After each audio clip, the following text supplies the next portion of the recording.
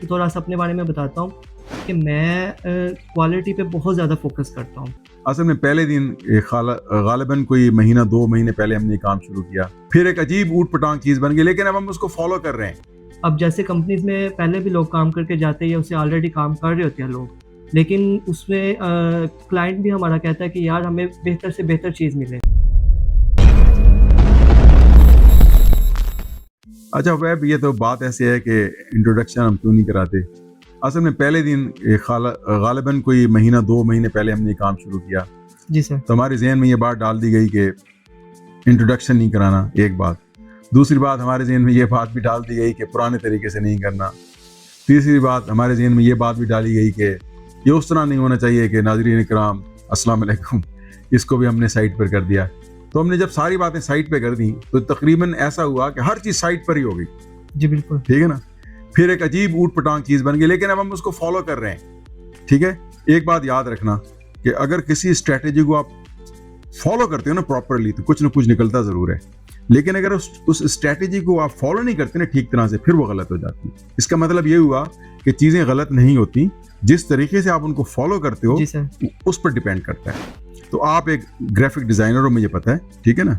अब आप ये बताओ कि आपका काम क्या है।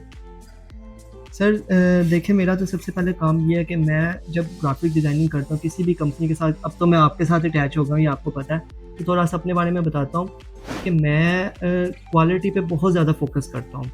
मैं इसके अलावा किसी और चीज़ को कंसिडर नहीं करता। लाइक टाइम के साथ साथ सब चीज़ें हैं, बट सबसे ज़्यादा मेरा मेन फोकस होता है क्वालिटी पे, क्योंकि आप जब क्वालिटी को इम्प्रूव करते हो तो वो आपकी ऑलराउंड सब चीज़ों को इम्प्रूव करता है। आपके स्किल्स को भी इम्प्रूव करता है, आपका एटीट्यूड जो आपके क्लाइंट है उसको भी इम्प्रूव करता है, सब चीज़ों को इम्प्रूव करता है, क्योंकि वो आपकी क्वालिटी के ऊपर ही फोकस्ड होता है मेन। अब जैसे मैं कोई भी ग्राफिक डिज़ाइनिंग का टूल यूज़ करता हूँ, कोई सॉफ्टवेयर यूज़ करता हूँ, जैसे फ़ोटोशॉप है या कोई भी इसका टूल यूज़ करता हूँ, तो मेरा होता है कि यार अगर दूसरे इससे ये काम कर रहे हैं तो मैं इससे मज़ीद बेहतर काम कैसा कर सकता हूँ। अब जैसे कंपनीज़ में पहले भी लोग काम करके जाते हैं या उससे ऑलरेडी काम कर रहे होते हैं लोग, लेकिन उसमें क्लाइंट भी हमारा कहता है कि यार हमें बेहतर से बेहतर चीज़ मिले। तो मैं भी पहले इन चीज़ों को ना स्टडी भी करता हूँ, सर्च आउट भी करता हूँ, दूसरे लोगों का भी काम देखता हूँ कि यार ये काम कैसा कर रहा है और अगर मैं काम करता हूँ तो उसमें क्या डिफरेंस होगा। फिर उस दोनों के डिफरेंस से जो हमें रिजल्ट मिलेगा, वो जो मेरा क्लाइंट है वो उससे सेटिस्फाइड होता है या नहीं होता। तो अच्छा, आपने इतना कॉम्प्रिहेंसिव स्टेटमेंट इस वक्त अपने बारे में दे दिया है जी सर, कि मेरा नहीं ख्याल कि आपका इंटरव्यू मजीद करना चाहिए, लेकिन मैं कहता चलता हूँ आपसे बात। शुरू में इंसान को सोशल वैल्यूज़ को फॉलो करना चाहिए, ठीक है ना, और उसके बाद कमर्शियल वैल्यूज़ को फॉलो करना चाहिए। अगर तरतीब यूँ हो गई जी सर, कि शुरू में हमने कमर्शियल वैल्यूज़ को फॉलो किया, तो फिर कोई चीज़ बचती नहीं है जिसको हम फॉलो करेंगे। एक प्रोफेशनल का काम है, ठीक है ना, जी, जी। तो उसका काम है अगर अपने वेयर विदॉल्स को बढ़ाए, रिसोर्सेज को बढ़ाए। ज़ाहिर है कि इफ़ यू वांट, उसने कहा ना कि if you want loyalty keep it dog, I am a professional, I need money, fine. लेकिन एक कहने का तरीका है, ठीक है ना। तो हर इंसान को इस बात का पता है, और अंडरस्टूड चीज़ों के बारे में ज़्यादा गुफ्तगू नहीं करनी चाहिए। आपने बहुत ही अच्छी बात की।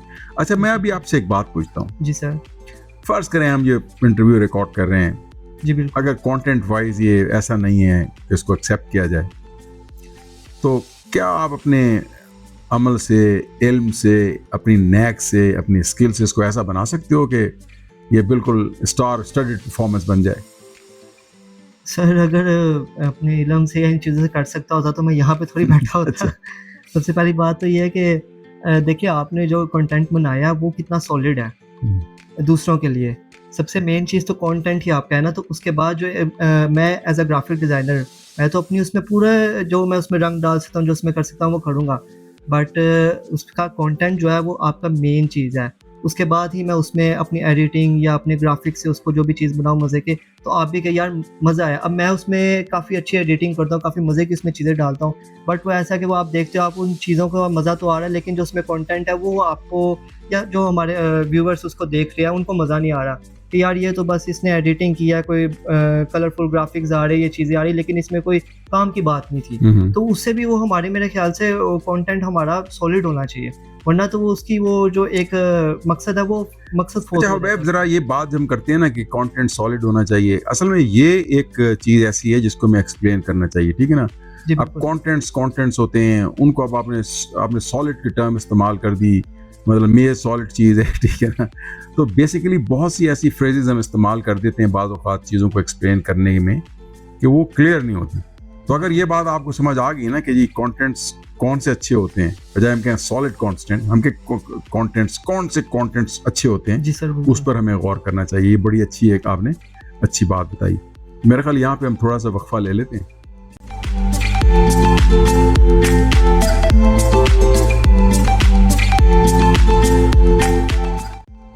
अच्छा, अब ये बताओ कि ये जो जगह है, जो स्टूडियो कह लो, यार ये तुम हाथ में लगा, मुंह पे देखो ना, उधर कैमरे की तरफ देखो ना। अब आप देखते सर मैं तो फर्स्ट टाइम इंटरव्यू कर रहा हूँ, मुझे तो इतना आइडिया नहीं ना। तो कोई बात नहीं ना। हाँ, देखो इंसान तो इसी गलतियों से सीखता है। अच्छा, आप ये बताओ कि ये जो स्टूडियो है जहाँ पर हम ये कर रहे हैं, जी सर, इसको किधर रेट करते हो आप? सर ये आपने कैसी बात कर दी, इसको रेट कहाँ करते हैं सर। ये इतना ज़बरदस्त आपका सेटअप है, इतना ज़बरदस्त स्टूडियो है ये, मेरा नहीं ख्याल मैंने इससे अच्छा स्टूडियो कहीं देखा है। तो इसमें होता है ना, बंदा देखता है यार ये चीज़ ऐसे नहीं वैसे रख लेते, या ये सर ये नफ़ है, ये बहुत अच्छा सेटअप है आपका। इसमें कोई मज़ीद इस चीज़ की ज़रूरत नहीं। हाँ, थोड़ा सा अगर लाइटिंग का देखा जाए तो लाइट थोड़ी सी इसमें इंक्रीज़ की जाए, बाकी ये नफ़ है, बहुत ज़बरदस्त आउट क्लास है, इसमें किसी चीज़ की कमी नहीं है।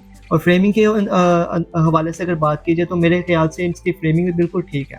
एक बहुत अच्छे यहाँ पे पॉडकास्ट या इंटरव्यू सब चीज़ें इसमें बहुत बेहतरीन तरीके से की जा सकती है। और मेरे ख्याल में ज़्यादा लंबी गुफ्तगू इसलिए भी नहीं करनी चाहिए कि लोगों के पास वक्त नहीं होता, ठीक है ना। ये कोई इतनी कोई अहम बातें हम कर नहीं रहे। जी बिल्कुल सर। जैसे देखा ही है गया कि पहले 30-40 सेकंड तक लोग देखते हैं जी, तो हम उम्मीद करते हैं कि आप अपने इंटरव्यू को बहुत ग्लैमरस बनाओगे, कलरफुल बनाओगे। और ये भी देख लेते हैं कि इससे पहले हम ये ग्राफिक डिज़ाइनर्स पर डाल देते थे कि हमारे जो इंटरव्यू ख़राब हुए उसने ख़राब किए, ठीक है। हमारे जानने वाले हैं डॉक्टर साहब, उनके ज़िम्मे अक्सर हम डाल देते थे। और ये जो बात हम कर रहे थे कि ये लैंप पीछे पड़ा हुआ है, ये पूरा नहीं आ रहा, आधा आ रहा है, इस वजह से इंटरव्यू ख़राब हुआ। तो आपको भी आजमा के देख लेते हैं। घोड़ा भी यहाँ मौजूद है, मैदान भी यहाँ मौजूद है। Okay, thank you very much guys. इसके बाद फिर इंशाल्लाह मुलाकात करेंगे। अस्सलाम वालेकुम।